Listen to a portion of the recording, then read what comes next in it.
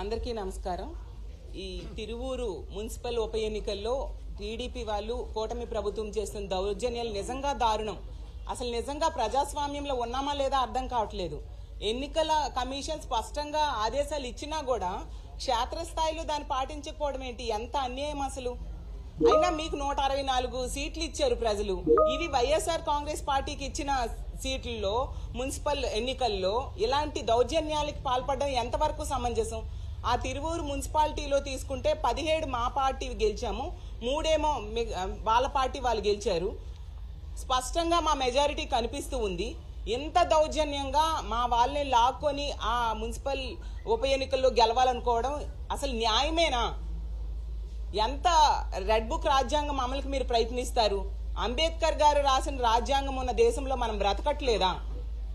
ఇప్పటికి జరిగిన అన్ని ఉప ఎన్నికల్లో కూడా ఇదే విధంగా వ్యవహరిస్తున్నారు. మననే విశాఖపట్నం మేయర్ ఎన్నికల్లో తీసుకుంటే అదే విధంగా స్పష్టమైన మెజారిటీ వైఎస్ఆర్ కాంగ్రెస్ పార్టీకి ఉన్నా కూడా దౌర్జన్యంగా మా కౌన్సిలర్ని, మా కార్పొరేటర్స్ని తీసుకోవడం జరిగింది. అలాగే తిరుపతి, తుని, అలా గుంటూరు, ప్రతి దగ్గర కూడా ఈ లోకల్ బాడీస్ ఎలక్షన్స్ లో మా YSR Congress party B form మీద గెలిచిన వాళ్ళని అడ్డగోలుగా దౌర్జన్యంగా భయపెట్టి బెదిరించి అన్ని రకాలుగా సామదాన భేద దండోపాయాలు ఉపయోగించి వాళ్ళని తీసుకుని వాళ్ళు గెలవడానికి ప్రయత్నించడం ఎంతవరకు సమంజసం?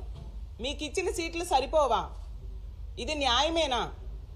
ఎప్పటికైనా ఇలాంటి దౌర్జన్యాలు ఆపాల్సిన బాధ్యత కూటమి ప్రభుత్వం మీద ఉంది. ఈ తిరువూరు మున్సిపల్ ఉప ఎన్నికల్లో ఈరోజు ఖచ్చితంగా మా కార్పొరేటర్స్ కి రక్షణ కల్పించమని రాష్ట్ర ఎన్నికల అధికారి అయిన నీలం సాహ్ని గారిని మేమందరము వెళ్లి విన్నవించుకోవడం జరిగింది.